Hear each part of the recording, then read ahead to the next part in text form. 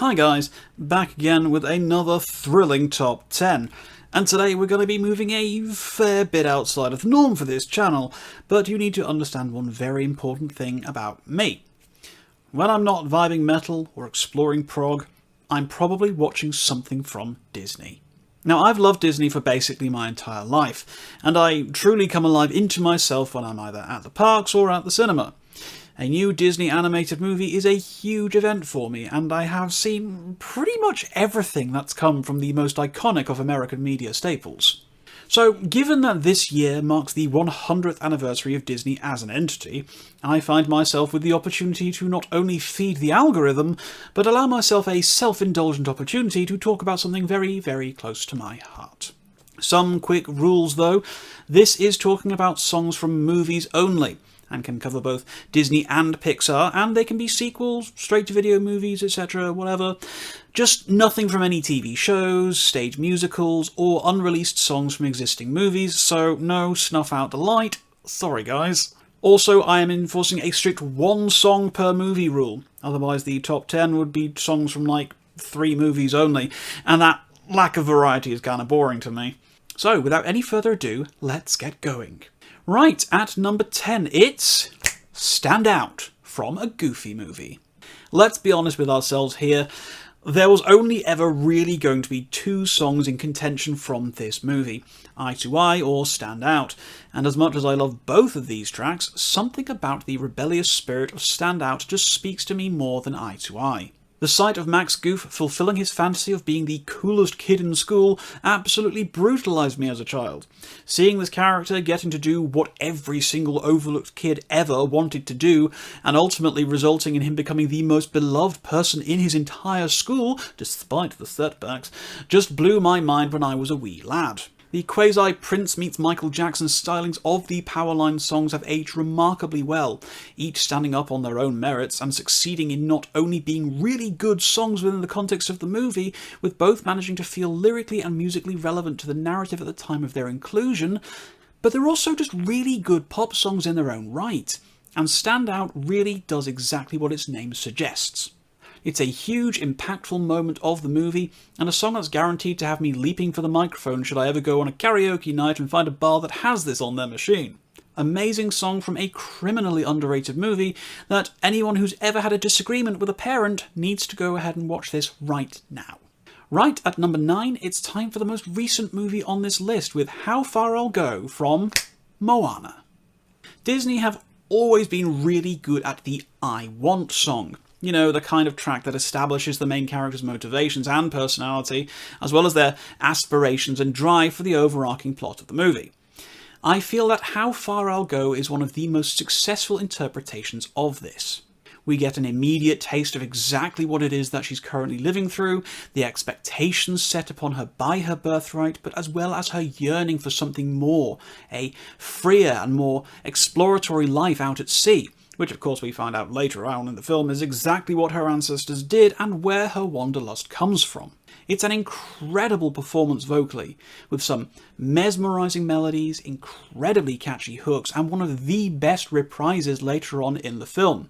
Orly Cravalho is one of the best vocalists to have ever graced a Disney film, and her bewitching voice is a huge contributing factor to the inclusion of this song on this list. Just thinking about how plaintive and yearning Moana's desire to escape to the sea is brings chills to me just thinking about it. An incredible song, the best in the movie, sorry Shiny, and easily one of the best things Lin-Manuel Miranda has been involved with outside of Hamilton and In the Heights. Coming in at number 8, it's Prince Ali from Aladdin. Now, it was always going to be either this or Friend Like Me. Robin Williams' inclusion in the 1992 classic movie is the stuff of legends, and the kind of show-stopping performance he offered is something we are likely to only ever witness once in a generation. I personally prefer Prince Ali ever so slightly above Friend Like Me, as there's something so incredibly endearing about the genie acting as the biggest hype guy in the known universe. I mean, all Aladdin wished for was to be a prince, you know? The whole parade, song, and expertly choreographed entrance was all part of the service, right? The lyrics are charming, the fourth wall breaks hysterical, and who doesn't love that moment of Jafar's intense loathing after he gets the palace door slammed in his face? especially when he gets to subvert the song with his delightfully bitter and cynical reprise later on in the movie once he gets the upper hand. It was always going to be hard to decide on a single favourite song from this movie. This is one of the best examples of Menken, Ashman and Rice firing on all cylinders, so there was never going to be a wrong answer, and I nearly went for one jump ahead, but ultimately found myself unable to leave Williams out of this list. So Prince Ali just about snuck in at the last minute to be my 8th favourite Disney song of all time. At number 7, it's Almost There from The Princess and the Frog. Easily one of my all-time favourite Disney films, and a very special one to me due to it being the last traditionally animated 2D movie to come from the studio. It should come as no surprise that this film got a look in at this list, given how much music is written into the DNA of the narrative and lifeblood of the aesthetic. The big jazz, cosy New Orleans setting is one of the most visually striking and aurally pleasing that the mouse has ever done. There were a few contenders for the song I was going to choose from this film. The sinister Friends on the Other Side nearly slipped in, but ultimately I wanted to showcase Anika Noni Rose's incredible performance as my favourite Disney princess, Tiana. As strong as her vocals are though, what I love most about this song is just how prominent and important the actual instrumentation is alongside the characterisation from the singing. Jazz music flows through every movement in this song and makes for an unforgettable experience as Tiana pours out her heart and lets the listener hear where she's come from, where she's going, and how much her dreams mean to her. Tiana has worked hard for everything in her life, and the genuine goodness in her soul and fierce belief in the lessons given to her by her father are wonderful to behold, making this for an unforgettable experience. At number 6, it's That's How You Know from Enchanted. The first live-action entry in the list, and might not be the last, we'll see. Enchanted is an unapologetic guilty pleasure for me. A film designed to pastiche and lampoon their own tropes, this nonetheless remains one of the most joyful, pure and endlessly enjoyable stories in Disney's entire catalogue. I fell in love with this film, fell in love with Amy Adams, and fell in love with this song and its subsequent visual experience almost immediately. It's impossible not to find Adams' character of Giselle so utterly, well, enchanting. The saccharine sweetness of this song is almost too much to bear at times, and it is beautifully counterpointed by Patrick Dempsey's Robert picking up on the absurdity of the fact that complete strangers know the words of the song and appears startled by appearing in new areas of Central Park during the performance. It's a huge, bombastic, adorable, and effortlessly enjoyable song that makes you wish that this kind of magic was truly possible in the real world. It's a song that demands you get caught up in its wake as it moves along, building and layering until the final key change and crescendo blows out your speakers.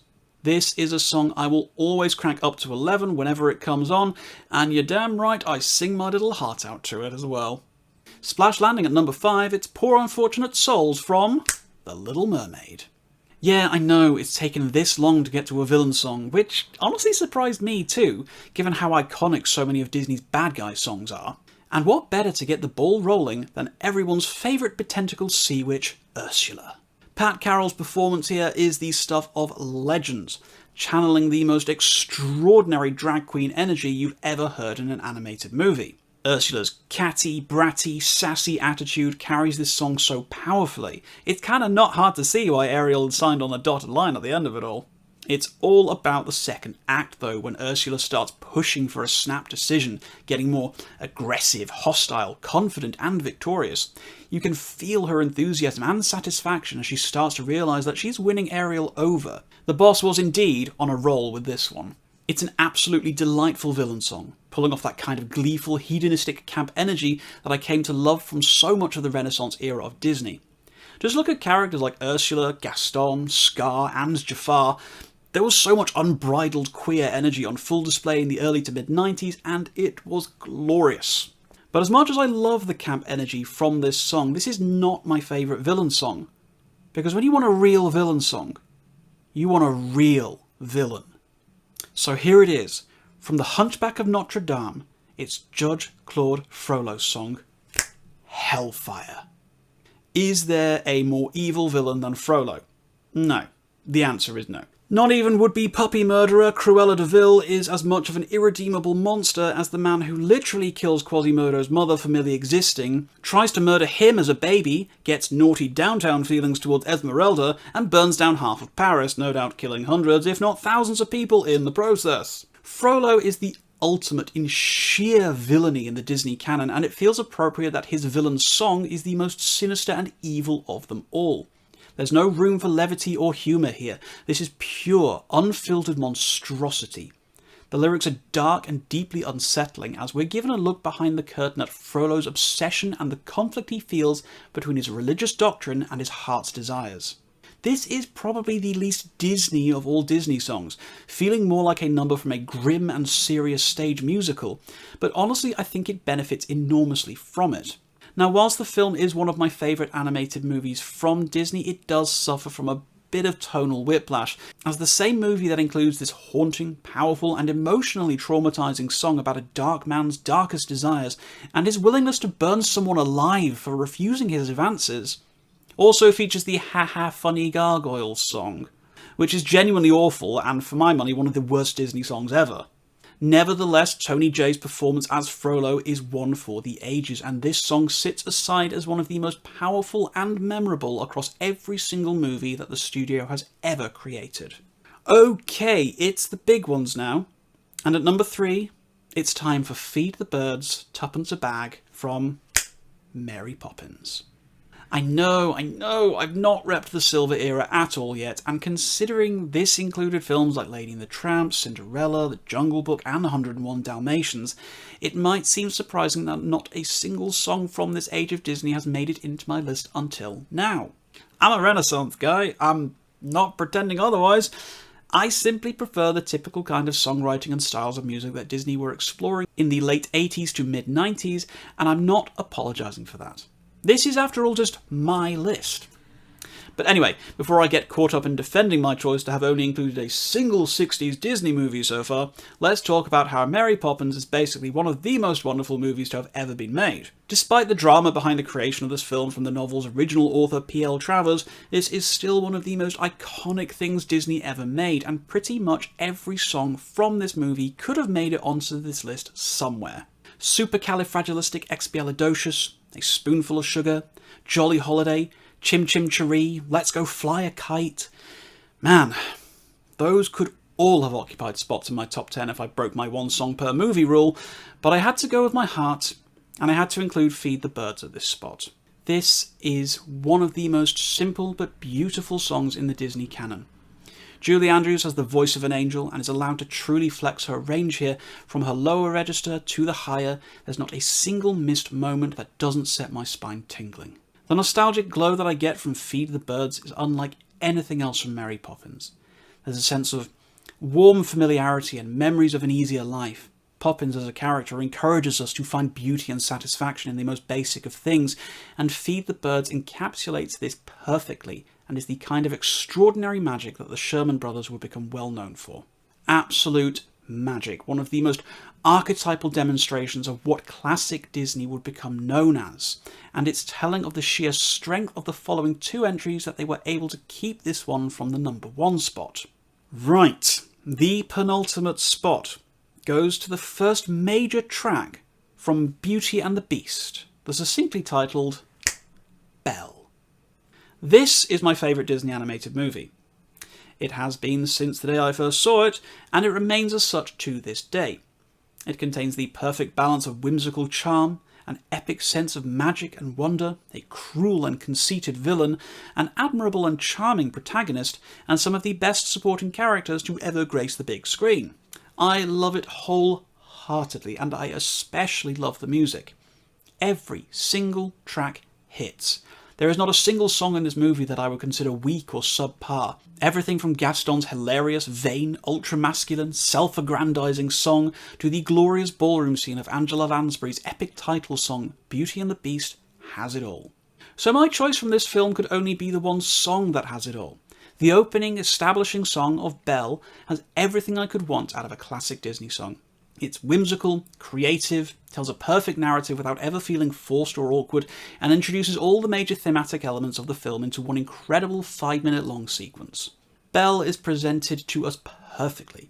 It's easy to empathise with her from this song and how this brilliant woman sits aside from this sweet, simple town in rural France. Gaston enters with a blast and we immediately get a sense of his impeccable vanity and disregard for the wants and needs of others, showcasing him as a man worthy of the title of villain. Everyone gets a chance to shine here. Belle herself gets some incredible vocal moments, with Paige O'Hara really belting out some powerful delivery. The local townsfolk as the chorus get to help paint a picture of life in this poor provincial town. And the smug, glorious baritone of Gaston is possibly the most masculine sounding thing to ever come out of the House of Mouse. An amazing song from an amazing movie, but the number one spot on this list is so far ahead of everyone else, it's in a completely different race all by itself.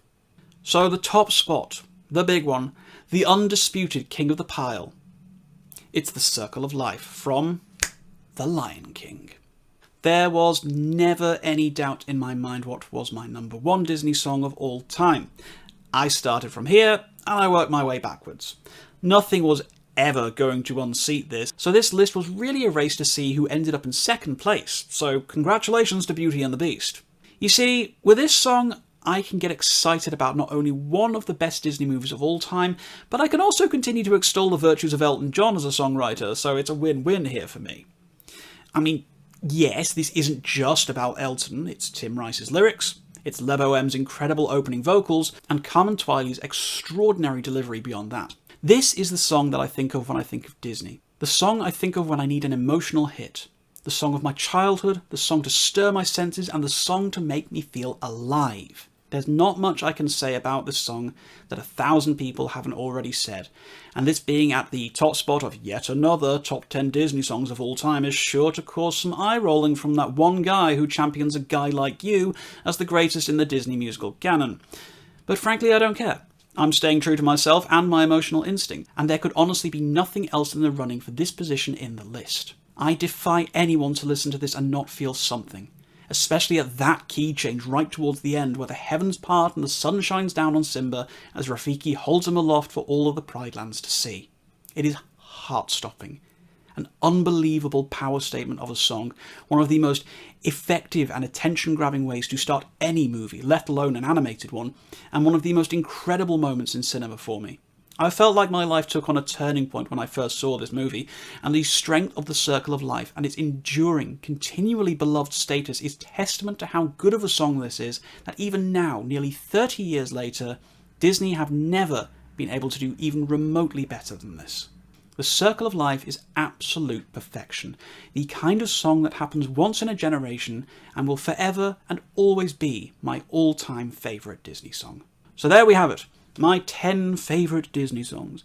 I mean, yes, there's likely to be a lot here that people may disagree with, some notable absences and curious selections from the movies that made the list, but don't get too upset about it. This is just my own personal list, and it goes without saying that this is not even close to any kind of definitive list. But I would love to hear what your favourites are.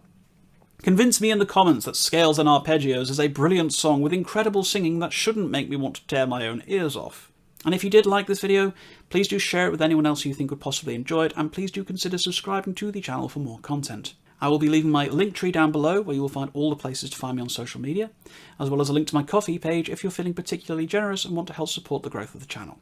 But until next time guys, as always, keep your rhyme signatures extremely odd.